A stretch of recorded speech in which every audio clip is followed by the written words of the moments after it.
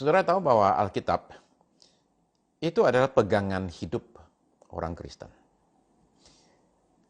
Alkitab adalah buku paling laku di dunia, terjual paling banyak.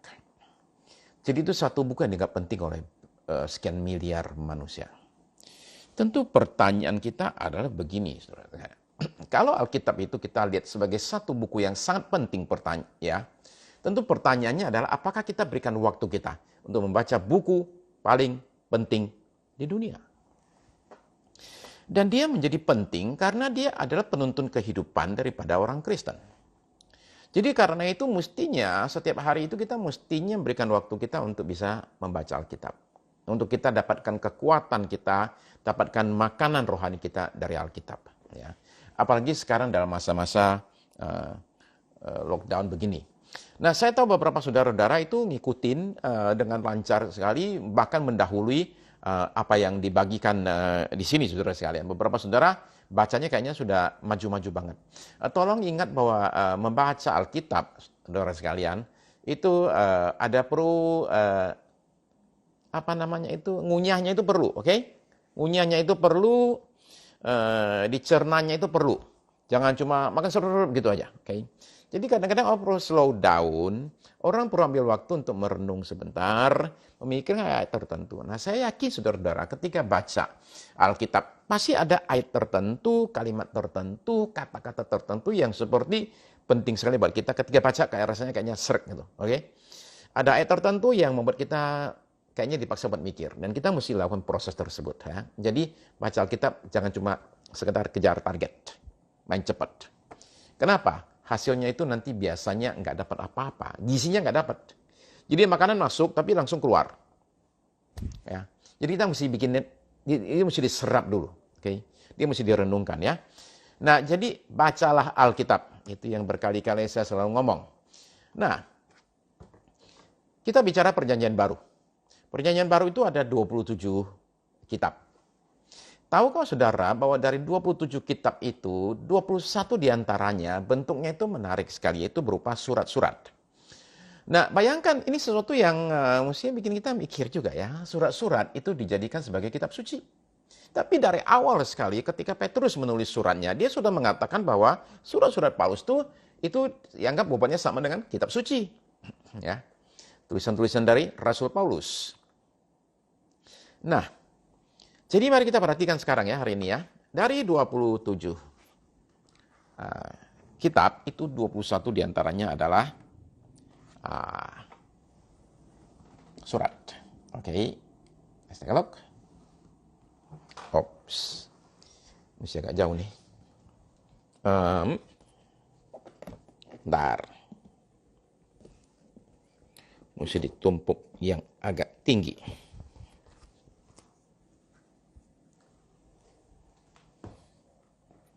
Belum cukup tinggi. Tambahin satu lagi. Sebentar ya.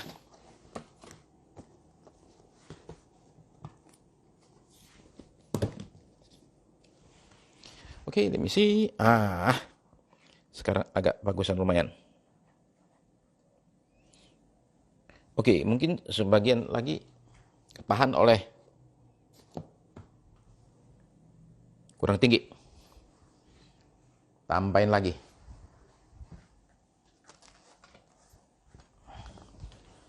Alright.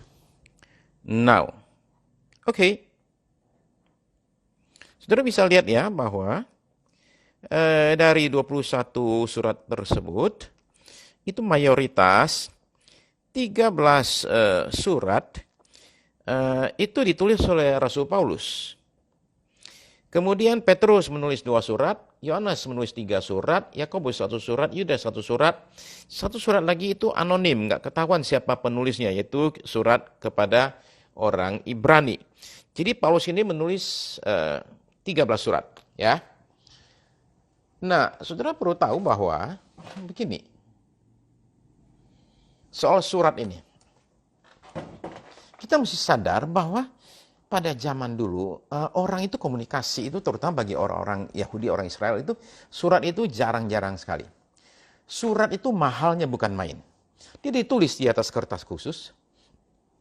Kemudian, harus dikirimnya itu pakai kurir. Nggak ada sistem pos.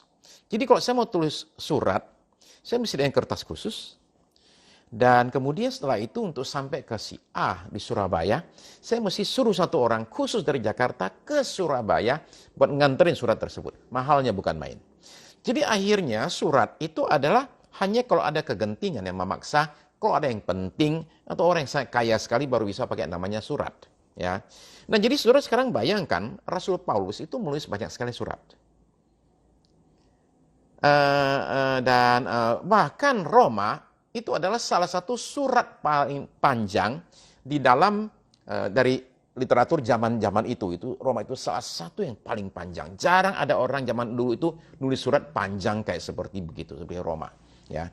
Nah kenapa Paulus sampai menulis surat? Begini saudara sekalian. Saudara tahu dia itu ketika bertobat, dia itu mencoba bersaksi. Di awal begitu bertobat mencoba bersaksi, malah dia niaya. Dia terpaksa kabur, ditaruh dalam keranjang, diturunin dari tembok kota. Kemudian dia ke padang gurun di Arab. Di sana dia 3 tahun. Setelah 3 tahun, dia kemudian pulang kampung ke Tarsus. Ya, perhatikan peta ya.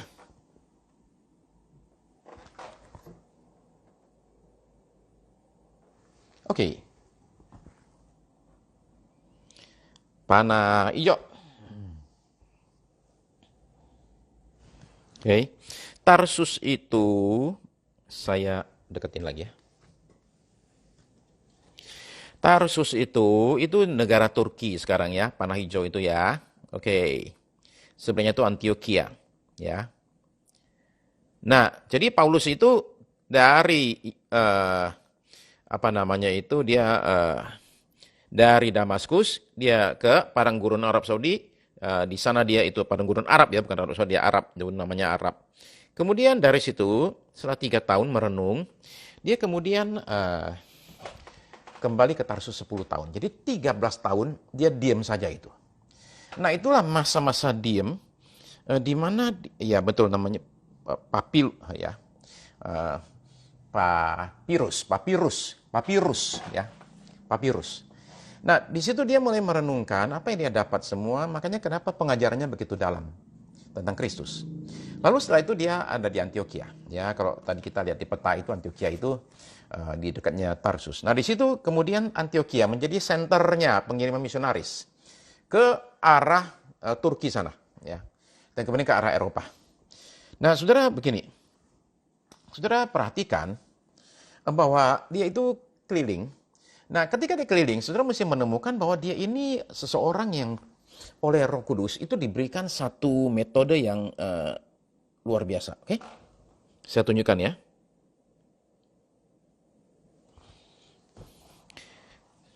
Perhatikan peta ini ya.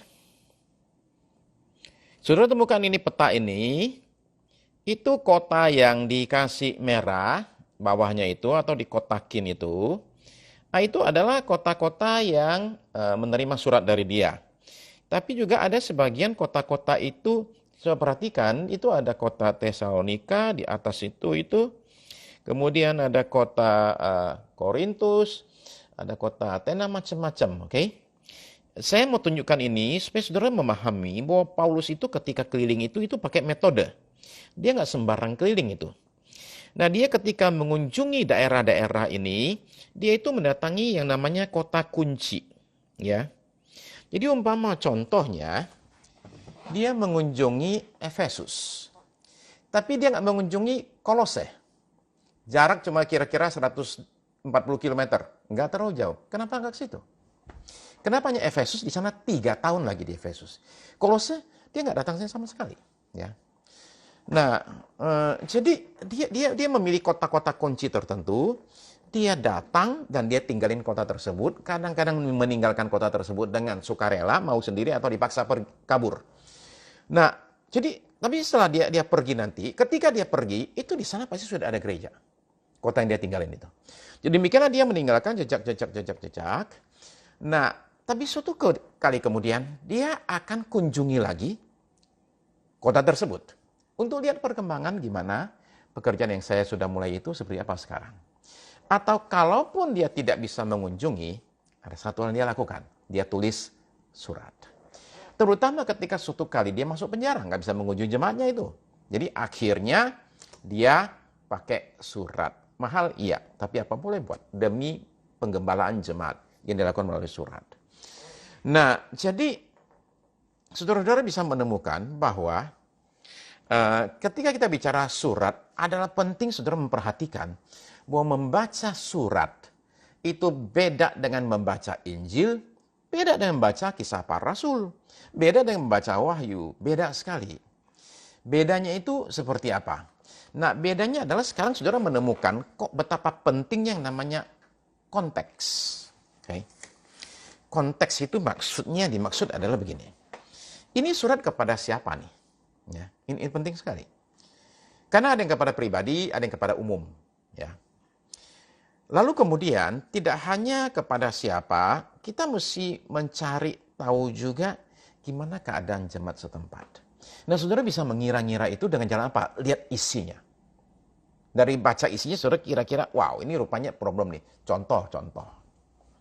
Ketika saudara membaca 1 Korintus, saudara akan dengan gampang menemukan bahwa gereja ini sangat karismatik.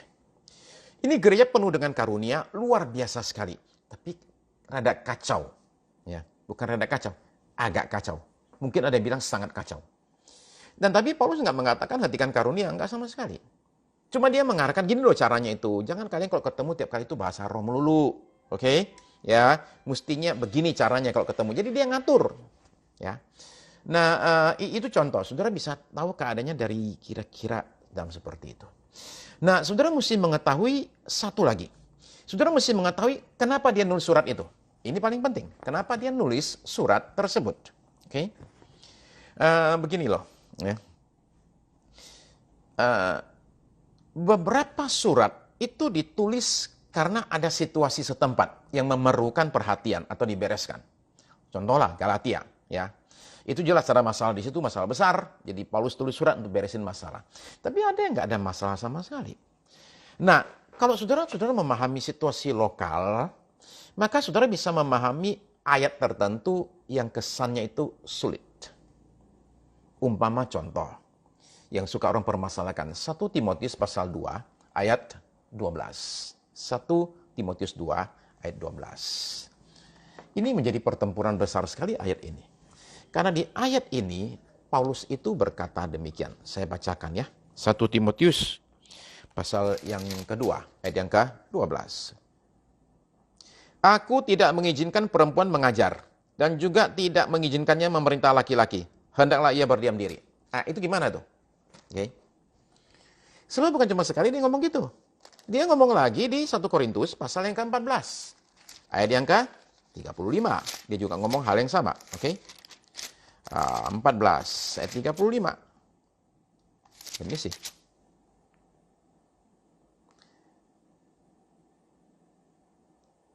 Ayat 34. Sama seperti dalam semua jemaat orang-orang kudus, perempuan-perempuan harus berdiam diri dalam pertemuan-pertemuan jemaat. Sebab mereka tidak diperbolehkan untuk berbicara. Itu gimana tuh saudara sekalian? Jadi maka karena ada 2-3 ayat ini, orang mengatakan Paulus itu istilahnya misoginis. Paulus itu nggak suka sama perempuan. Ya. Paulus itu menindas perempuan. Nah, lama-lama bilangnya kekristenan menindas perempuan. Ya. Nah, kalau orang memahami situasi lokal setempat, maka barangkali orang nggak akan terlalu langsung nembak. Paulus nggak suka sama perempuan, Paulus menindas perempuan. Nggak sama sekali. Kenapa demikian? Karena di 1 Korintus pasal 11 ayat yang ke-5, dia mengatakan bahwa wanita boleh bernubuat. Jadi bukan nggak ada peran, boleh. Aquila dan Priscilla, teman pelayanannya Paulus, itu istrinya itu ikut ngajar kok. Saudara bisa baca di Kisah Para Rasul ya. Jadi itu namanya konteks setempat. Di mana menurut ahli teologi yang mendalami kitab Korintus, Gordon Fee namanya. Gordon Fee itu mengatakan di Korintus itu ada muncul sekelompok wanita yang adalah super rohaninya bukan main. Nah, mereka inilah yang super rohani ini yang mesti diminta untuk diem. Oke, ya. Karena lama-lama mereka jadi menguasai, ya, lama-lama jadi kemana-mana. Ya, jadi untuk situasi tersebut muncullah ayat yang demikian, saudara sekalian. Oke, ya. Jadi dengan demikian kita bisa menyadari bahwa konteksnya itu di situ ada masalah. Termasuk kelihatannya di Timotius, pelayanannya di Efesus juga ada muncul yang demikian, sehingga mesti oleh Paulus dikasihkan begini, oke, semua diam, oke. Demikianlah saudara sekalian.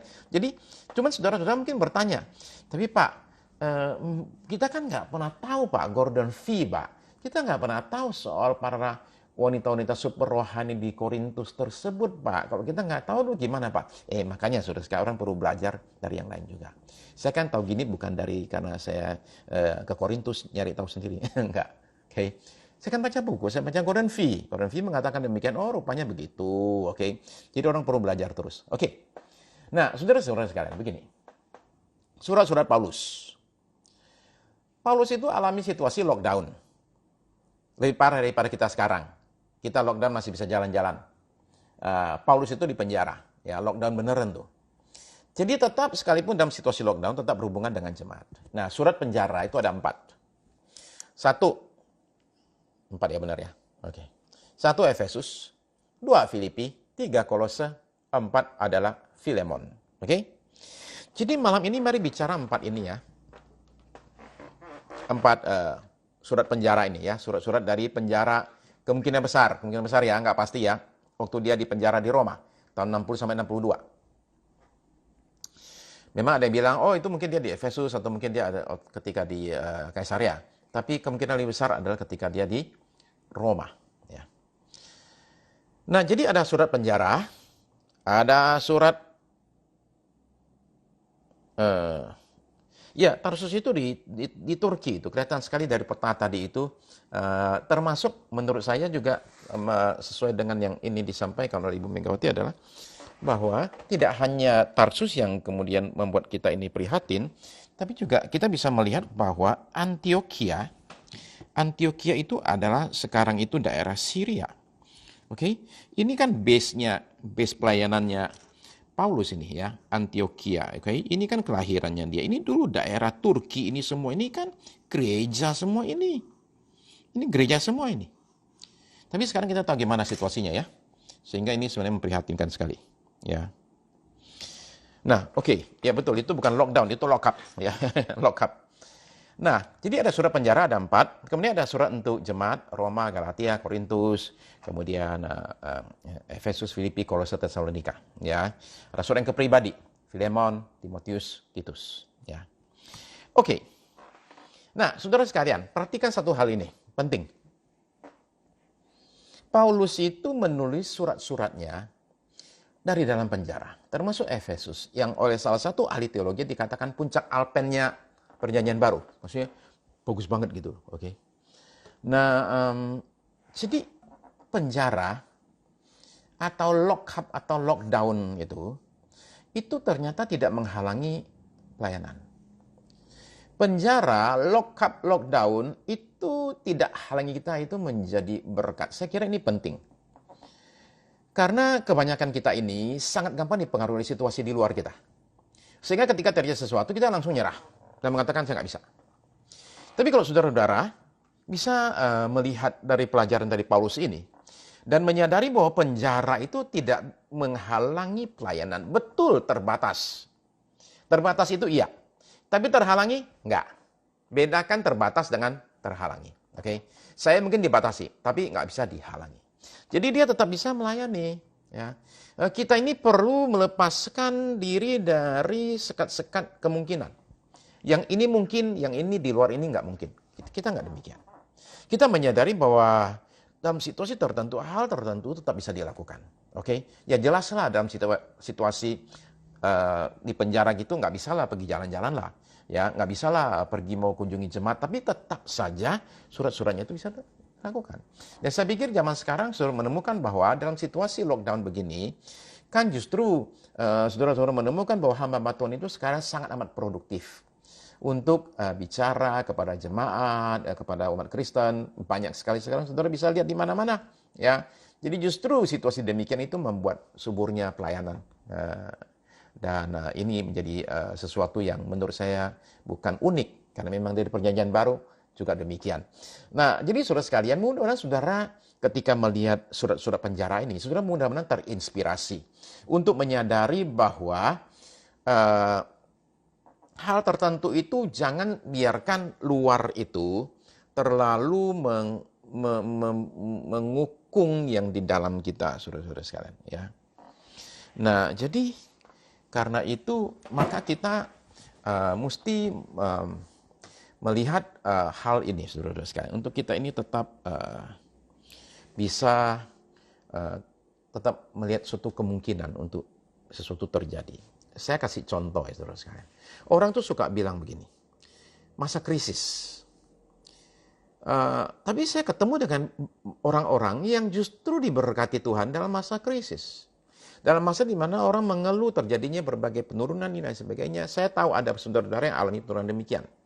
Tapi saudara terkasih, adalah penting kita itu melepaskan diri dari kukungan kemungkinan. Okay.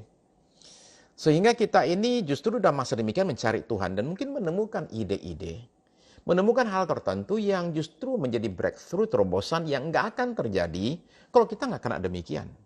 Ya. Barangkali Tuhan sudah lama pengen suruh saudara belok. Tapi saudara nggak mau belok-belok karena nyaman dengan jalan ini. Lalu karena lockdown demikian, kepaksa, saudara kepepet, dan kemudian saudara akan mikir, apa yang harus saya perbuat dengan situasi ini? Dan mungkin di sini membawa terobosan yang akan jadi berkat buat saudara, sehingga 2-3 tahun lagi saudara akan berkata, waduh, itu puji Tuhan ketika lockdown dulu itu, COVID itu tahun 2020 itu, waduh justru di situ, saya di situ melihat Tuhan pimpin saya. Demikianlah kita berpikirnya dengan demikian. Oke.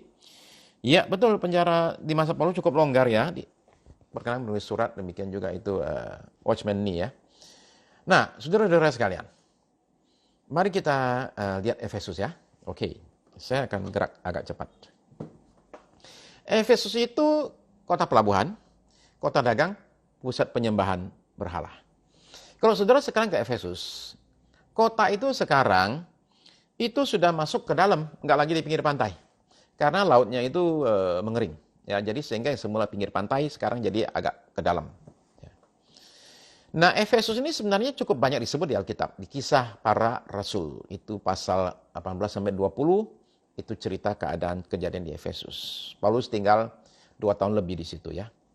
Paulus tulis surat ke Timotius yang adalah gembala sidang di Efesus. Di Efesus. Jadi surat Timotius bicara tentang situasi jemaat di Efesus. Rasul Yohanes tulis suratnya 1, 2, 3 plus menulis Injilnya itu juga di Efesus. Dan Rasul Yohanes itu meninggal di Efesus. Jemaat Efesus dapat surat khusus dari Tuhan Yesus di kitab Wahyu. Jadi ini cukup banyak dibicarakan di Alkitab sebenarnya. Oke, nah mari kita lihat surat Efesus, saudara-saudara sekalian. Ya.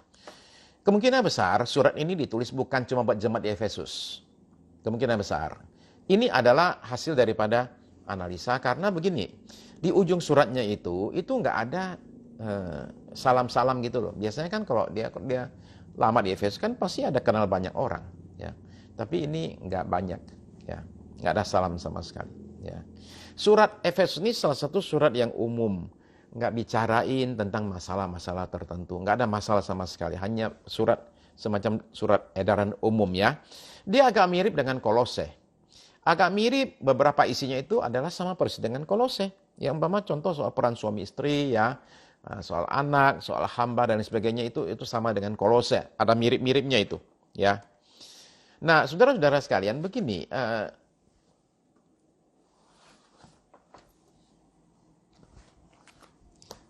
kalau saudara baca Efesus itu sebenarnya nggak terlalu sulit bacanya karena pembagiannya jelas. Saya begini. Efesus itu dibagi 2 bagian. Simpel saja. Pasal 1 sampai 3, pasal 4 sampai 6. Itu aja pembagiannya, ya. Rata lagi baginya, enak, ya. Pasal 1 sampai 3, pasal 4 sampai 6, bagian 1 sampai 3 itu teologia, pengajaran. 4 sampai 6 itu aplikasinya, pelaksanaannya seperti apa. Pasal 1 sampai 3 itu adalah pembenaran, justification. Pasal 4 sampai 6 itu adalah pengudusan, sanctification. Pasal 1-3 itu hubungan dengan Tuhan, 4-6 hubungan dengan manusia. Terlihat jelas sekali pembagiannya, ya. Pasal 1-3 itu bicara hubungan vertikal, 4-6 itu hubungan horizontal. Pasal 1-3 itu apa yang Allah perbuat, 4-6 itu apa yang kita perbuat. Jadi saudara bisa melihat, oke, ya, pembagiannya itu sangat amat rapi, pembagiannya sangat amat simple. Satu kitab dibagi menjadi 2. Oke, ya, simple sekali ya. Nah, jadi saudara ketika baca, tolong ingat saja, 1-3 itu teologianya, 4-6 adalah praktek. Ya, apa yang harus kita perbuat. Jadi itu saja sih saudara sekalian. Ya, saudara sekalian, saya nggak tahu saudara-saudara sudah membaca sampai seberapa jauh. Saya nggak tahu saudara-saudara dapat apa ketika baca Efesus. Apa yang menonjol dari surat Efesus? Menurut saya adalah saudara menemukan bahwa Paulus itu punya satu concern utama, terutama di pasal 2. Yaitu dia berusaha menyatukan jemaat Yahudi sama jemaat non-Yahudi.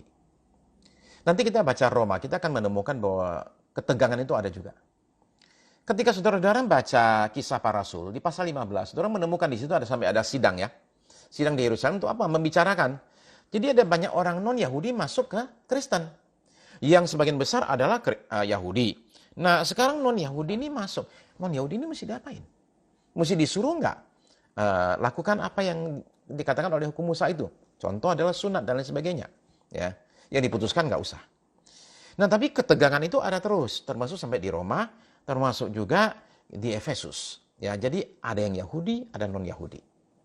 Dan dua-duanya ini punya pemikiran yang barangkali agak beda. Nah, Paulus itu berusaha menyatukan dua ini. Jangan sampai gereja itu terpecah jadi dua, gereja Yahudi, gereja non-Yahudi. Nah, jadi dia menekankan tentang new man in Christ, manusia baru dalam Kristus. Nah, itu yang menonjol. Kemudian yang menonjol adalah soal 5 jawatan pelayanan. Rasul, nabi, penginjil, gembala, dan guru. 5 jawatan pelayanan yang dia nyatakan di pasal 4. Tentu saudara-saudara tahu lah Efesus, yaitu sering dipakai itu kalau orang kawin itu ya, hubungan suami istri di pasal 5 ya. Kemudian peperangan rohani di pasal 6, itu yang adalah bagian yang sering kali orang kutip ya. Nah, oke. Nah, itu Efesus ya. Bacalah Efesus saudara-saudara sekalian dengan pedoman tadi. Kemudian saudara sekalian Filipi. Nah, saudara perlu tahu Filipi ini adalah kota pertama di Eropa yang didatangi oleh Rasul Paulus. Paulus itu lagi di Turki dan dia itu pengen ke kanan, oke? Pengen ke kanan. Roh Kudus suruh dia jangan, dia pengen ke atas juga nggak boleh. Akhirnya di kota Troas di sini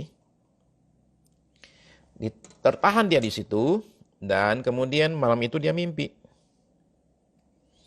Dalam mimpi itu dia lihat ada orang dari seberang itu, orang Makedonia ya. Yang ada kota Filipi di situ. Nah, orang itu panggil Paulus, suruh menyeberang katanya, dan tolonglah mereka di situ. Jadi Paulus memutuskan, oh ini petunjuk Roh Kudus. Demikian dia menyeberang ke Filipi. Nah, kalau saudara menemukan ini Bizantium ini sekarang namanya Istanbul ya. Oke. Jadi Filipi ini kota penting karena dia itu penghubung dari timur ke barat. Dari barat ke timur. Dari Eropa ke Asia, dari Asia ke Eropa. Ini kota penting banget, ya. Nah, ini kota ini adalah satu kota yang istilahnya itu koloni. Saudara tahu koloni itu begini, okay? Ini adalah kota-kota tertentu di kerajaan Romawi dulu yang punya status seperti kota Roma. Artinya penduduknya itu dianggap sebagai warga negara Romawi. Dengan gaya Romawi, dengan hukum Romawi dan lain sebagainya, seperti itu. Ya, jadi ini kota penting, ya. Nah, Paulus 2 kali ke situ, mengunjungi kota itu. Ya. Kunjungan pertama, saudara apa yang terjadi? Dia menangkan satu orang pengusaha wanita bernama Lydia. Kemudian dia menangkan satu orang kepala penjara di Filipi itu yang mengalami ketakutan ketika penjara goncang dan Paulus ternyata lepas dari penjara bersama Silas. Itu 2 tokoh yang dimenangkan ya. Oke. Nah, kalau tadi Efesus itu adalah surat umum. Kalau Filipi ya itu juga ditujukan kepada jemaat, tetapi secara spesifik dia punya satu tujuan kenapa dia tulis surat tersebut. Surat itu adalah ucapan terima kasih atas dukungan orang Filipi terhadap pelayanannya. Mereka mendukung dengan uang mereka kirim uang, ya. Lalu mereka dengar bahwa Paulus sakit, jadi mereka kirim satu orang yang namanya susah disebut, namanya Epaphroditus. Ya. Epaphroditus itu datang untuk bawa persembahan dari orang Filipi, ini mendukung pelayanan. Tapi kemudian karena lihat Paulus di penjara, Epaphroditus itu memutuskan untuk stay sebentar. Dia mau bantu melayani Paulus dengan segala keperluannya. Lalu dia jatuh sakit hampir meninggal. Jadi Paulus kemudian menyuruh Epaphroditus itu pulang kembali ke Filipi sambil membawa suratnya. Ya, jadi isi suratnya itu adalah satu surat pengucapan terima kasih. Saudara menemukan bahwa Filipi ini punya sesuatu hal yang membuat Filipi itu saya punya kitab favorit. Saya khotbah Filipi dari pasal 1 sampai pasal 4 selama 2 kali. Jadi saya ulang ya, sekian tahun yang lalu waktu saya masih di gereja yang dulu saya khotbah Filipi 1 sampai 4, kemudian setelah itu waktu GB Putra ada, saya ulangi lagi Filipi 1 sampai 4. Nah, saudara menemukan bahwa surat ini surat yang sangat amat ringan. Surat ini, kata sukacita itu muncul 16 kali. Jadi ini surat yang penuh dengan sukacita. Ya, nadanya itu riang, nadanya itu ringan. Kecuali pasal 3, di situ tiba-tiba dia berubah. Okay? Di situ dia ngomongnya agak keras. Ya, tentang orang-orang kelompok Yudaisme yang masuk. Ketika Paulus sudah pergi, datang orang-orang Yudaisme ini dan kemudian mereka mengatakan, oh Paulus ngajarnya kurang cukup. Mestinya dia ngajar bahwa ada penting juga kalau harus sunat juga kalau jadi Kristen. Ini Paulus yang marahnya kayak soal seperti demikian. Ya, itu dia kecam di situ. Ya. Tapi juga saudara-saudara sekalian, saudara menemukan apa yang menonjol dalam surat Filipi. Tentu tadi kata sukacita muncul 16 kali. Tapi saudara tentu tahulah Filipi itu banyak sekali dikutip. Ya enggak? Oke? Filipi 1 ayat 21. Tahu kan? Bagiku hidup adalah Kristus, mati adalah keuntungan. Oke? Itu banyak orang kutip. Hidup bagi Kristus, mati adalah untung. Saudara tahu banyak sekali dikutip. Filipi pasal 2 ayat 5 sampai 11. Hendaklah kamu dalam hidup bersama menaruh pikiran dan perasaan yang terdapat juga dalam Kristus Yesus, yang walaupun dalam rupa Allah, tidak menganggap kesetaraan dengan Allah itu sebagai milik yang harus dipertahankan, melainkan telah mengosongkan dirinya sendiri, mengambil rupa menjadi sama dengan manusia, sebagai manusia, mengambil rupa seorang hamba, karena sebagai hamba ia telah mati, saya mati di kayu salib. Ya.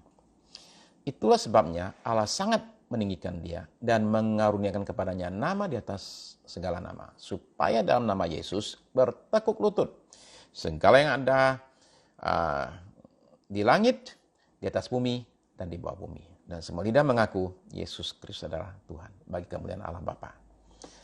Nah, itu adalah salah satu bagian perjanjian baru yang paling mendalam tentang status Kristus.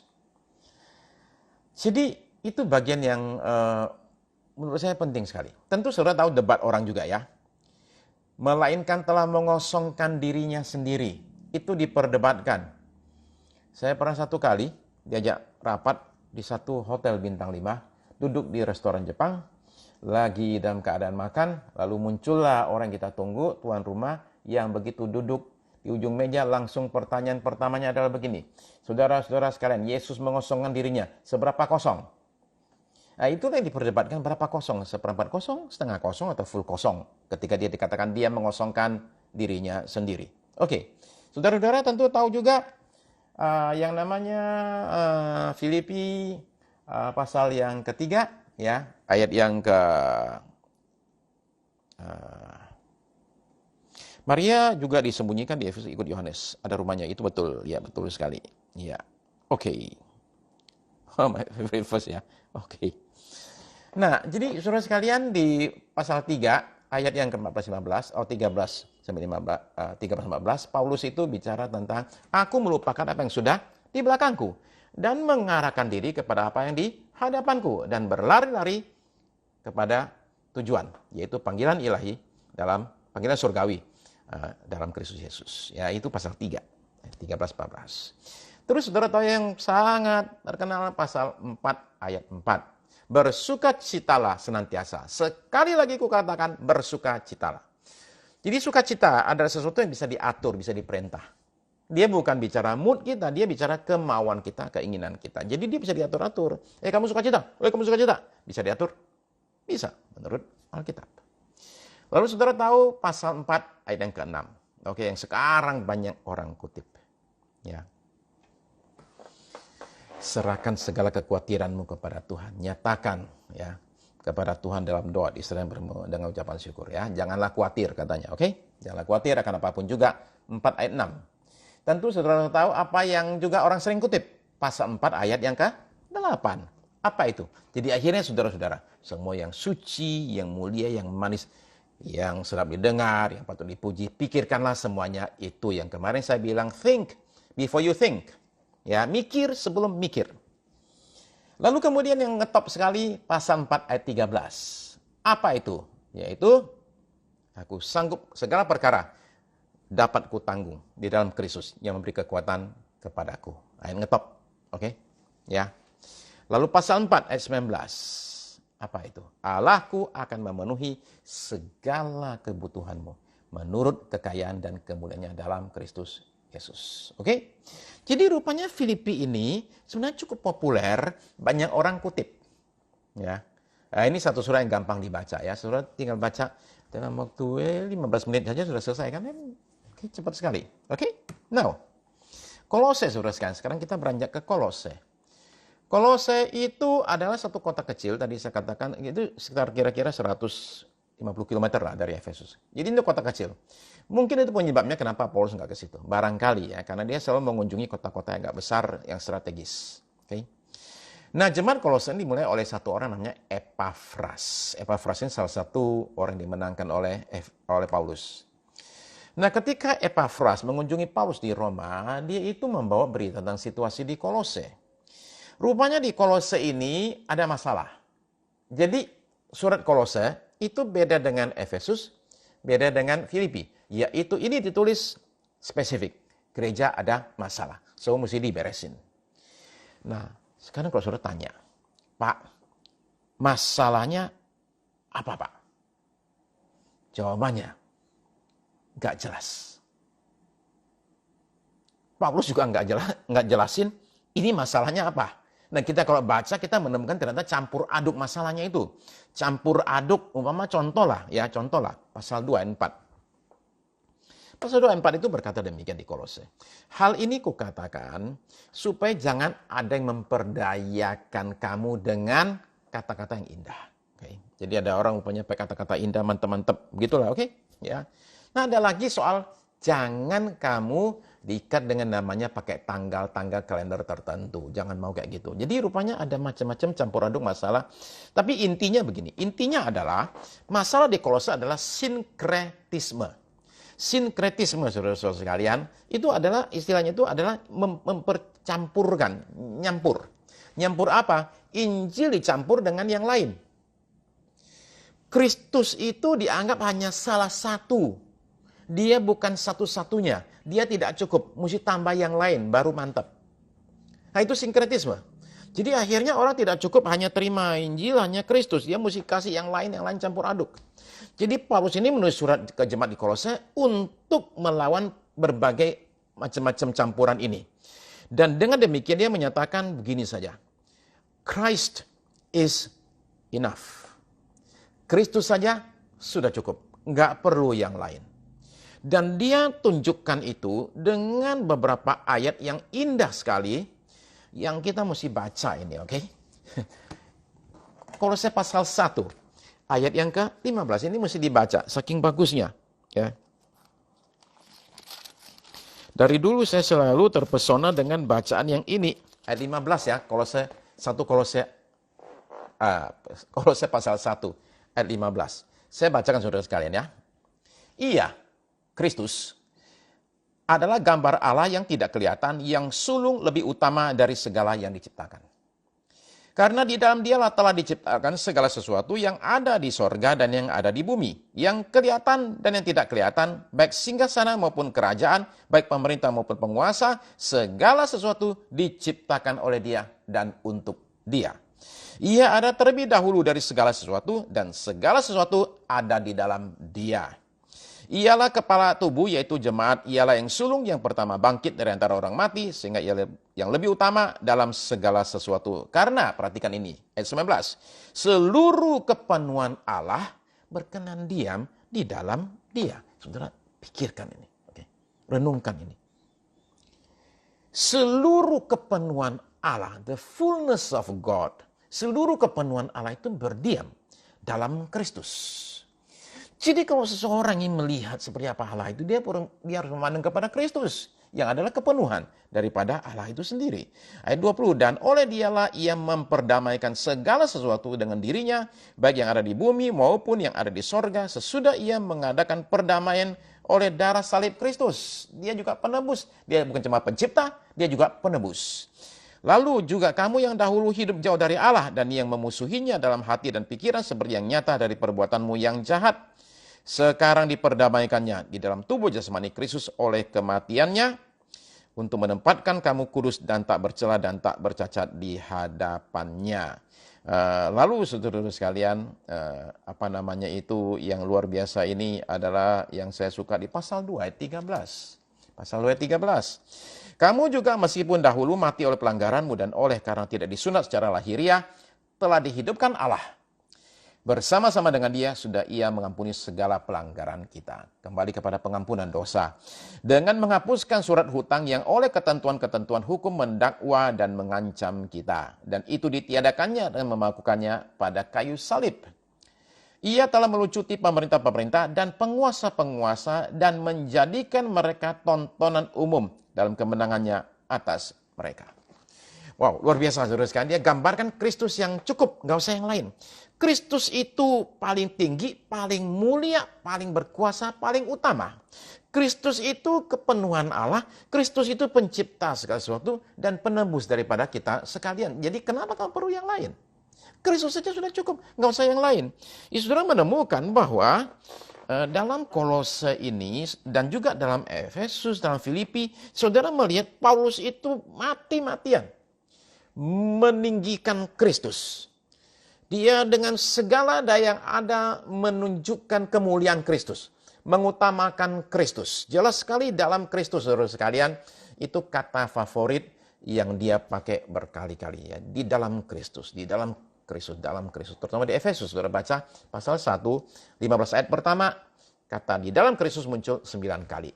Jadi dia sungguh-sungguh memberikan kemuliaan, keagungan kepada satu-satunya yang layak diagungkan dan dimuliakan, yaitu Yesus. Ya, itu Paulus. Ya.